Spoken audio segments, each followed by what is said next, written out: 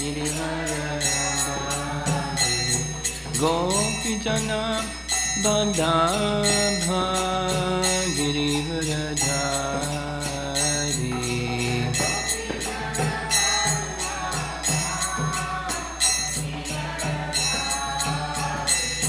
Jasodanandana Braja Janarandhana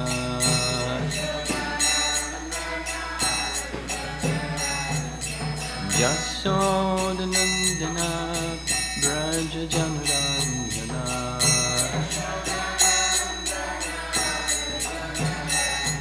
Yamunatira Vanachari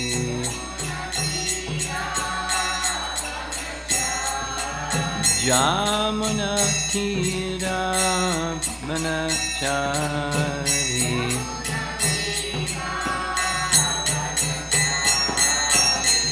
Jaya Radha Madhava Kunja Vihari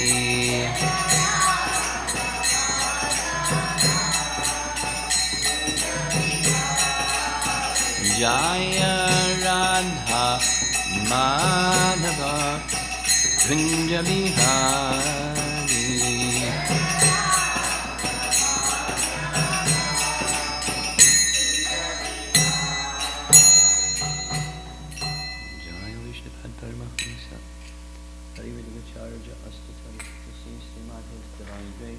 Bhaktivedanta Swami Srila Prabhupada ki Ananta Koti Vaishnavrinda ki Grantaraj Srimad Bhagavatam ki Gaur Premanandi.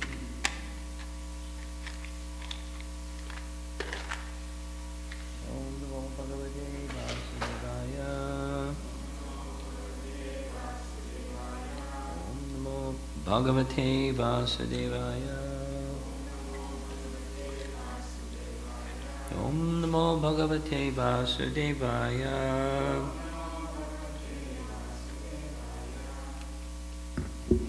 Continuing, rereading text 38, Canto 3, Chapter 24.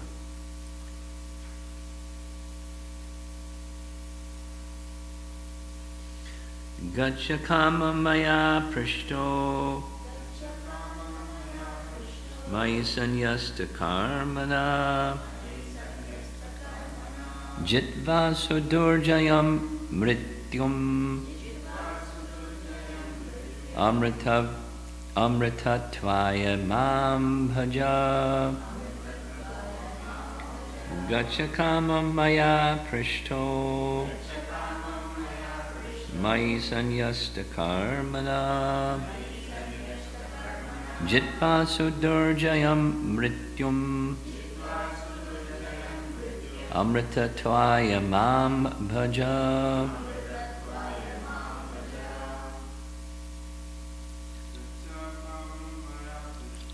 Gachakamam maya prishto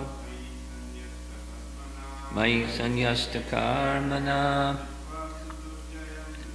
Jitva sudurjayam mrityum Amritatvaya mam bhaja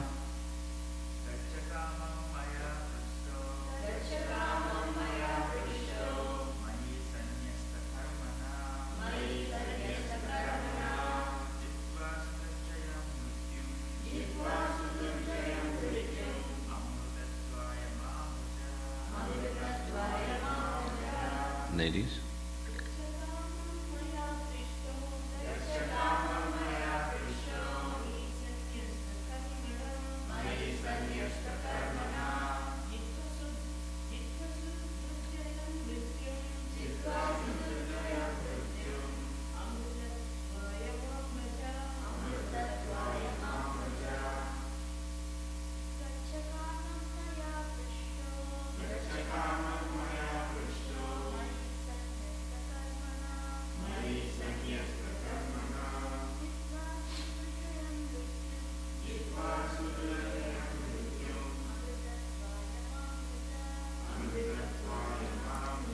Gacha, go. Kamam, as you wish. Maya, by me. Aprishtaha, sanctioned. Mai, to me. Sanyasta, completely surrendered. Karmana, with your activities. Jitva, having conquered. Sudurjayam, insurmountable. Mrityum, death. Amrita tvaya, for eternal life. Mam, unto me. Bhaja, engage in devotional service. Translation: now, being sanctioned by me, go as you desire, surrendering all your activities to me, conquering insurmountable death, worship me for eternal life. Purport: the purpose of Sankhya philosophy is stated herein. If anyone wants real, eternal life, he has to engage himself in devotional service of Krishna consciousness. To become free from birth and death is not an easy task. Birth and death are natural to this material body. So durjayam means very, very difficult to overcome. The modern so-called scientists do not have sufficient means to understand the process of victory over birth and death. Therefore, they set aside the question of birth and death, semicolon, they do not consider it. They simply engage in the problems of the material body, which is transient and sure to end. Paragraph: actually, human life is meant for conquering the insurmountable process of birth and death. That can be done as stated here. Mam bhaja.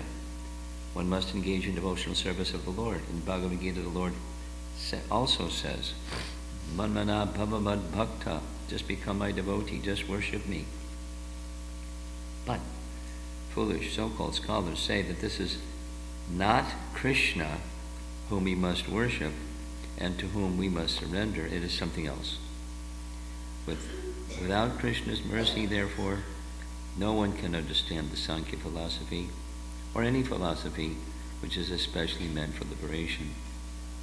Vedic knowledge confirms that one becomes entangled in this material life because of ignorance, and that one can become free from material embarrassment by becoming situated in factual knowledge. Sankhya means that factual knowledge by which one can get out of the material entanglement.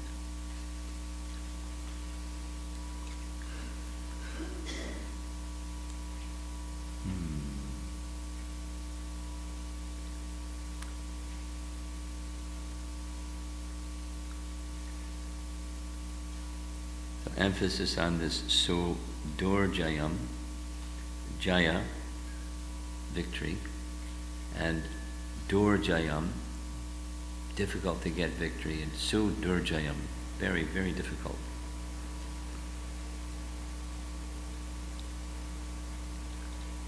And many people, most people, if there's interest in God, it's for a better life in this life and heavenly existence after this life, and there's nothing more. Without a clear understanding that in the heavenly realm, it's also temporary. And there's also bondage because of a desire to enjoy heavenly pleasure, acknowledging God, but enjoying heavenly pleasure, that's the heavenly realm.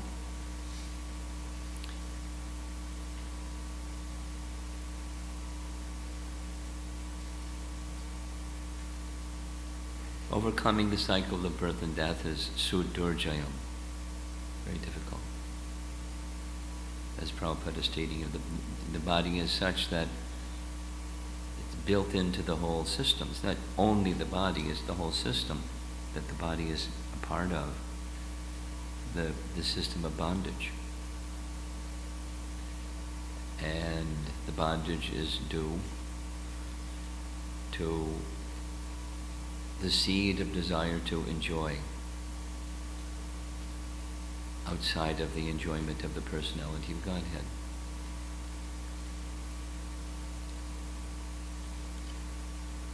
So bhakti is a principle. Bhakti is not an exclusive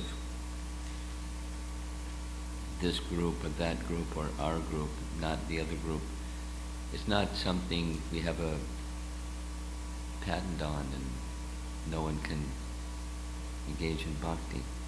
Bhakti is a principle, and there's, of course, there's degrees of devotion, degrees of purity of devotion. And so the sanctioning here, it's a nice word, aprishta. Kapila is sanctioning the departure of Kardama for this purpose of breaking the bondage of birth and death. Now, is he already qualified? He's already qualified. But he's part of his qualification is he's not feeling qualified, and so he wants to become qualified. So in one sense, it's an aspiration for liberation is not pure devotion. That is to say, we heard in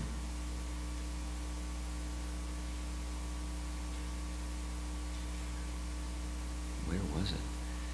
I believe Prahlad's prayers. In any case, when a devotee is awarded liberation, they're not concerned.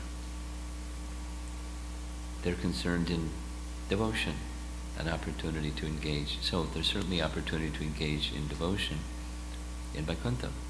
So why not? It's a question of what one is hankering for, and if one is hankering for one's own well-being, then it's not perfect. Of course, it's good from our position to hanker to be with Krishna. And as one becomes more elevated and more elevated, the understanding is you can be with Krishna in any circumstance. You don't have to go somewhere to be with Krishna. But that the breaking of the bondage of birth and death requires replacing the enjoyment desire with a transcendental desire, reducing the material independent enjoyment desire with a transcendental desire. Or as we've been hearing over and over, it's swarupena vyavastati. The real standard of liberation is in spiritual form, being situated in our natural activity, the soul's natural activity of service to the Supreme. So he's in service to the Supreme. We went over this previously. It's just discussed in previous purports. He's already with Lord Vishnu in the form of Kapila. Kapila has said, we just read, I've assumed this form to deliver Samkhya. He's already with Lord Vishnu. He doesn't need to go anywhere. But he's setting, by the inspiration of Kapila Dev, he's setting a standard for society.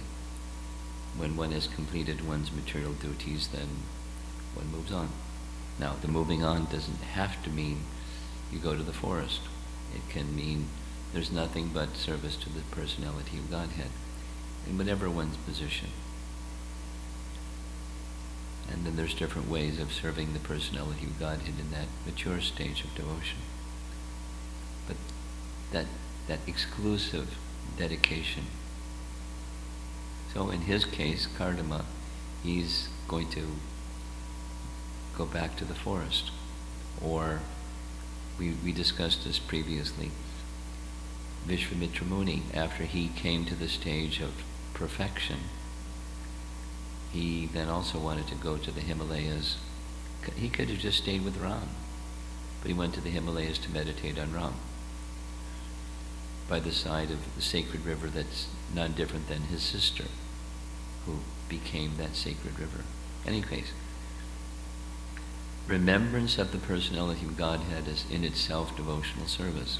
We hear this in Bhagavad Gita, chapter 8, text 14, where constant remembrance of the personality of Godhead is also a form of service.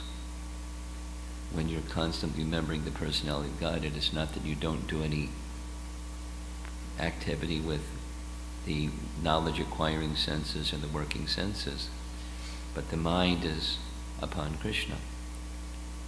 That's a service. And with the mind upon Krishna, we may do so many things. In this case, Kardama is going to go to the forest and set the standard, the Satya Yuga standard of meditation upon the personality of Godhead. And internally, as is described in later sections of this Sankhya philosophy, serving the Supreme Lord within, in his life of meditation, serving the Supreme Lord within. It can take the form of serving the Supreme Lord within and without.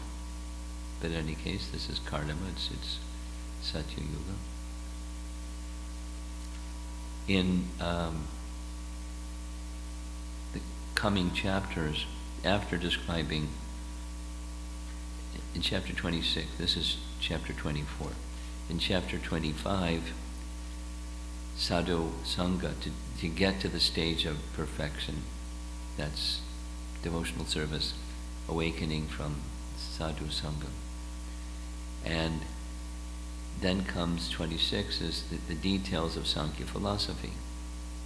Very, very intricate. And at the end, meditation, with that understanding, meditation upon the personality of Godhead and engaging in his devotional service, because it's stated here, bhaktya. Mam bhaja.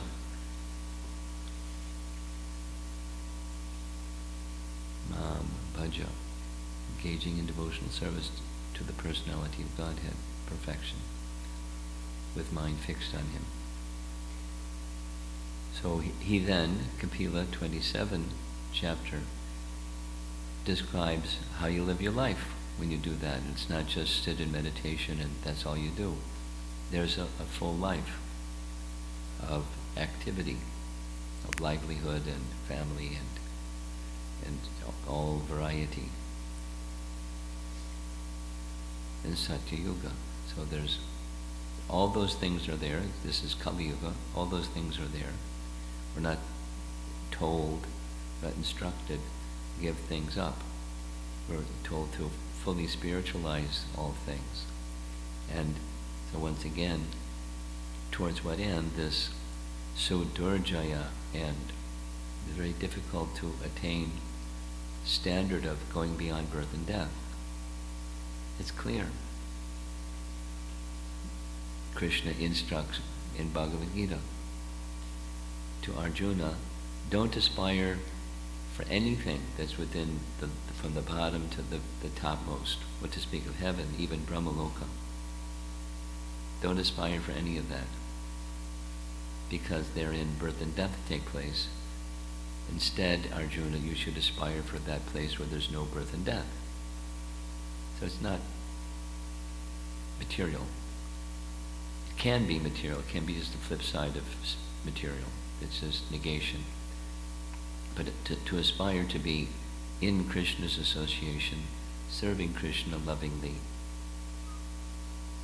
whether in this world or the spiritual world, and the highest stages, it doesn't matter. We want to be in Krishna's service. That's this Mam Bhaja message.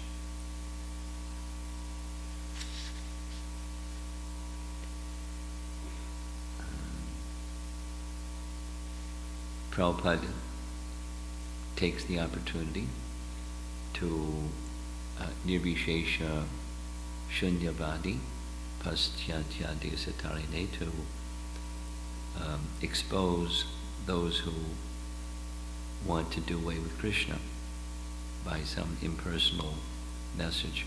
He doesn't give the author, but he gives the message of the author. It's not unto Krishna. It's Dr. Radhakrishna, the translation of his Bhagavad Gita. It's not unto Krishna, it's unto the unborn, unmanifest within Krishna that you are to surrender. Although Krishna says, Mom, first person singular, unto me. Foolish so-called scholars say that it is not Krishna whom we must worship and to whom we must surrender, it is something else. So that's not what surrender means, it's not what Sankhya means, because there's the atheistic Sankhya. There's a market in the spiritual marketplace for people that want to do away with Krishna. And so there's some diverse do away with Krishna messages. And some are popular, some are a little more obscure. But largely, spiritual teachings are impersonal. I think I shared this here, but say it again. In Bombay, way back when the Hare Krishna movement was getting started in India, the devotees asked Prabhupada, you speak so much about Mayavadis, but I've never met one. What's a Mayavadi? And Prabhupada's reply is, you take any Hindu, scratch a little bit on the surface and you'll find Mayavadi. Because the Mayavadi message is, it's all one, so it's just another version of you can worship anyone and it's the same.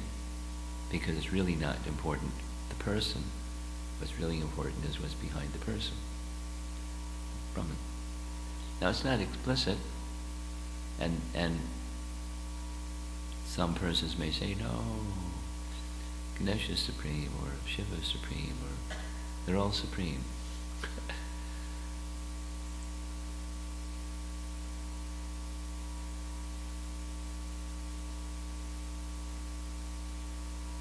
So there's resistance.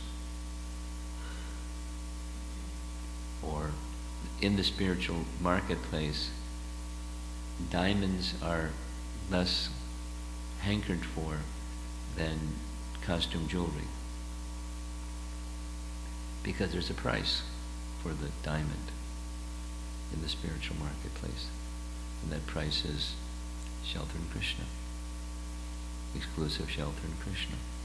Well, wait a minute, we're Hindu, we embrace everybody and everything. Why are you doing this discriminating thing? That's not Hindu. Anyway, impersonalism is strong, and Prabhupada, presumably, I don't know of any history otherwise, he wrote his own pranam mantra, because who knew Sanskrit at the beginning of the Hare Krishna movement, and from the very get-go we had these two pranam mantras. Nirvishesha Shunyavadi. So he took it as his mission, or a major part of his mission, to give bhakti. You have to make the distinction between impersonal and personal. It's right in Bhagavad Gita, chapter 12, which is better. Krishna gives a very straightforward answer to a very straightforward question.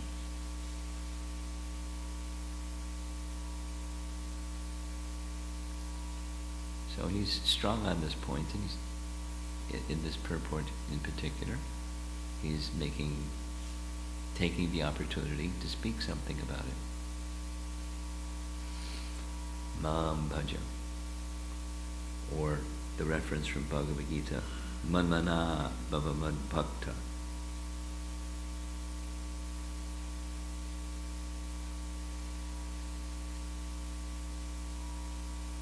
And he concludes, entangled in ignorance, people don't know. So when you don't know, you can accept something that looks like it has it's luminous, when you don't really know what light is. Hey, that sounds interesting. It's all one. Yeah, it's all one. What does that mean? I don't know, but it sounds interesting. It's other than this, so maybe that's what spiritual is. It's all one. Yeah, it's all one. So it takes a while to refine the understanding that it's unto Krishna with service and devotion. So practical activity and feelings of wishing to please Krishna that can carry one beyond birth and death. That's what Kardamuni is being sanctioned to do. It doesn't take only one form. It can have different shapes and forms. But that's what he's being sanctioned to do.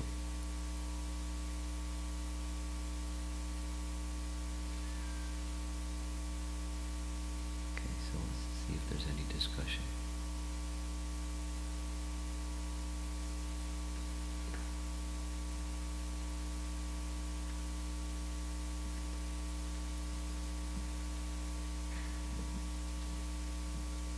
Hare Krishna Maharaj.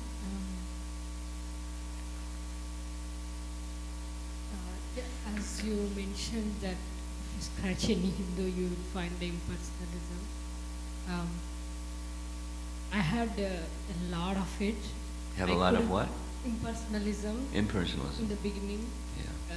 Not even in the beginning, I should say, even to an extent.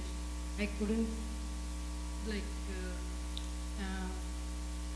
convince myself like God into a form like He's everywhere in every person, everywhere in any universe.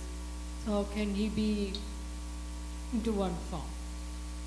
But as I was reading more and more, and that it cleared. Now very strong faith. That's one.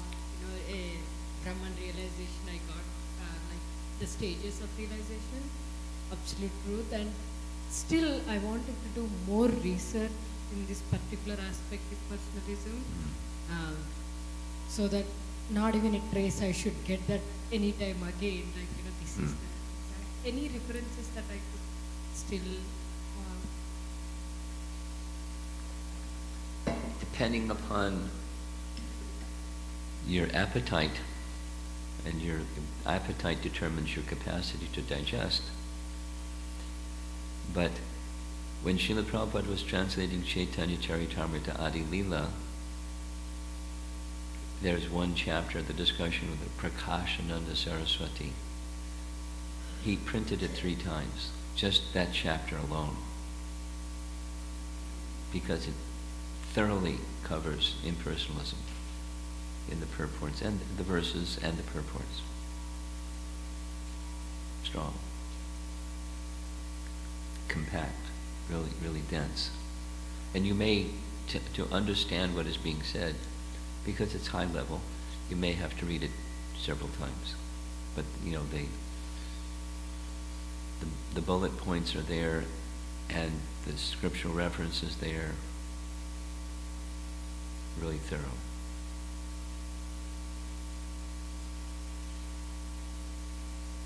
There's another really short one, and it's discussion between Prabhupada, the correspondence between Prabhupada and Professor Stahl. You can research it, S-T-A-H-L. S-T-A-H-L. Short. I'm sure it's somewhere in folio. And Prabhupada had that printed a little, for the devotees, not for distribution. He wanted the devotees to understand, what is this? So the Professor Stahl was a Mayavadi, and Prabhupada was giving Vaishnav, exchange on the topic, God as a person.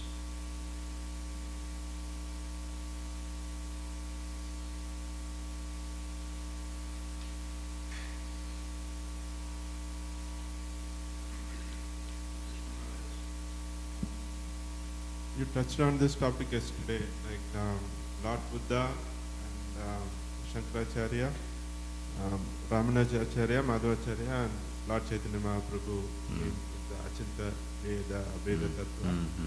I want to understand the details of in my mind, Madhvacharya and Ramanujacharya, they preached Advaita, duality. What's the difference between Ramanujacharya, listen carefully, Vishishta, Advaita. Vishishta, Advaita. So there's a non-dual relationship between the Vishishtas of Narayana and Narayana. But there are Vishishtas too. But there's a non-dual relationship between them.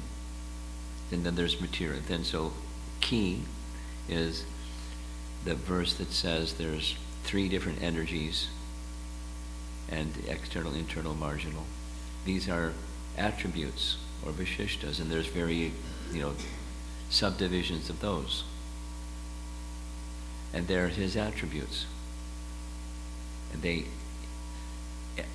they're inherently within him, or they inhere within him. They're within him. And sometimes vyakta and sometimes avyakta. There's this advaita relationship between them. And that supports the position of living entities being separate from Vishnu, and proper situation is to engage in his service. So it supports devotional service. But it didn't go far enough as far as Madhvacharya is concerned.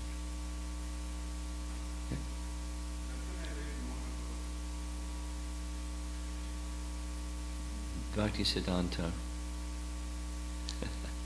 There's a book that describes the different sampradayas and the essences of those teachings and how they're similar and different from Lord Chaitanya's. There's a book. Bhaktisiddhanta. Yes. Over here.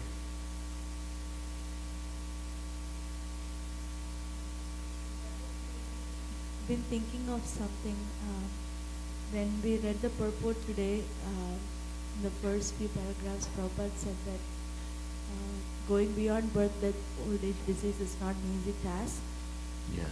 And I've been thinking of myself, during practicing devotional service, there's the huge attachment to past impressions. Yes. Internally.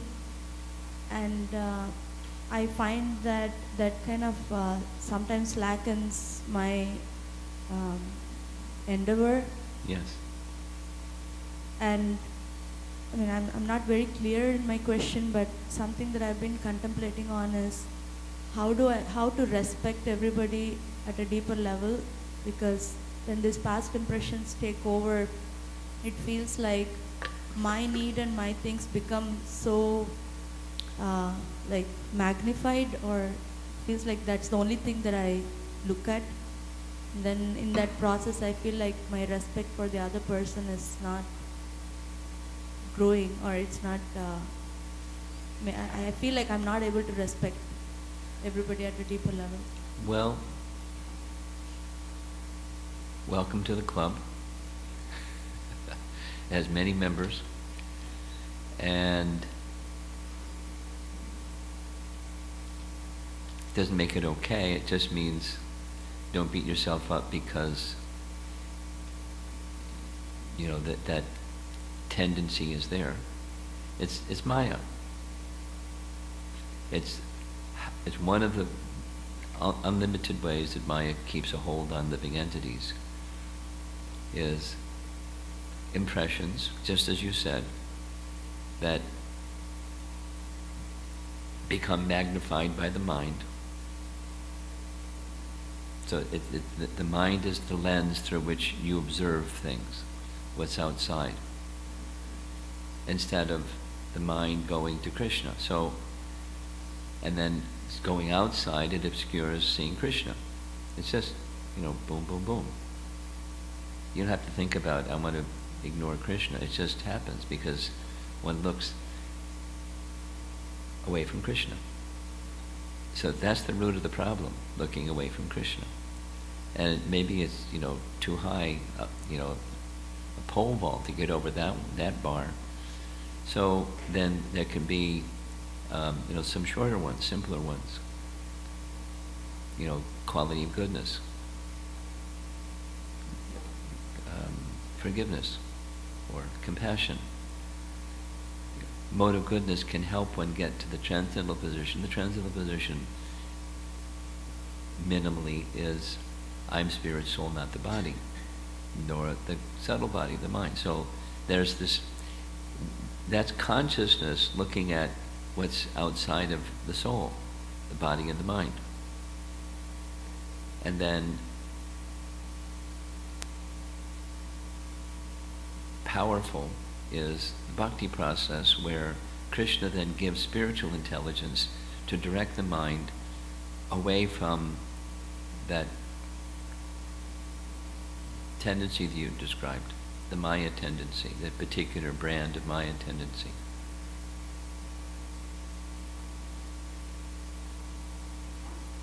There's other modes of goodness things that help, just on the same vein. The golden rule, that one, do unto others. So as I have my shortcomings, what I would like others to do in relation to me is forgive me for my shortcomings. And if somebody else has their shortcomings, I may even perceive a shortcoming that's not a shortcoming, but if even supposing it's real or perceived, how would I want myself to be treated if I was in that situation? It's a mode of goodness principle, not a transcendental principle. It's, I'd like to be treated nicely. Let me treat others nicely, and that's the right way to live. Mode of goodness.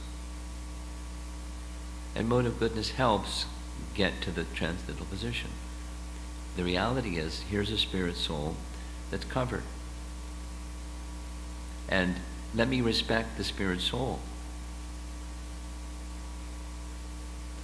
And among spirit souls, here's a spirit soul that's striving to connect with Krishna. Fantastic, how rare. Let me respect that. But it's that by your explanation, that doesn't happen when I get absorbed in seeing something that then triggers something, and I feel something, and I spiritual position gets lost.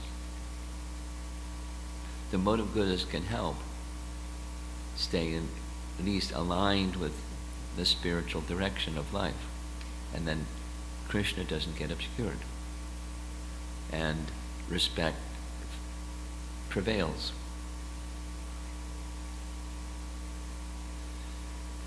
So it requires practice. I like this example. There's a forest, and there's no path in the forest, but you go up and down and up and down and up and down and up and down, and next thing you know, there's a path.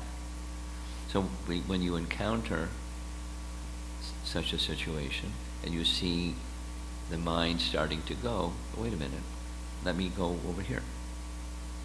Let me go over here. Abhyasa. Let me go over here. Just keep practicing. And sometimes you'll remember to do that, and sometimes you won't, because there's this tendency.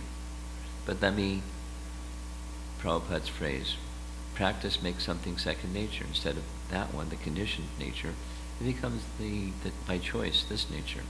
Just you move in that direction. As soon as you hit that spot, you move in that direction. Just by practice. Practice however long it takes.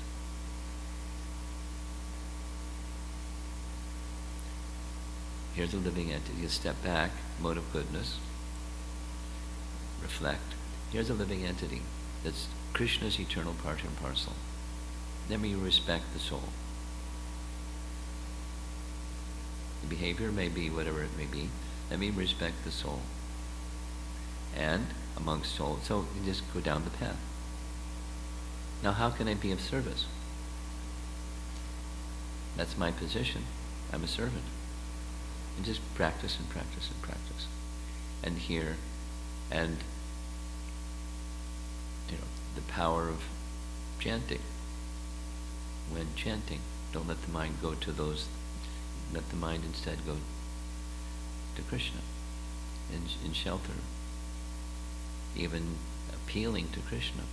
Please attract my mind to you instead of to these dark places. The mind wants to go to the dark places, and you let me, please attract me to you. I just want your shelter. There's no respite for my conditioning except through you. So with the core devotional practices, chant and hear and repeat and strive to apply abhyasa. Okay. Srila Prabhupada ki jai.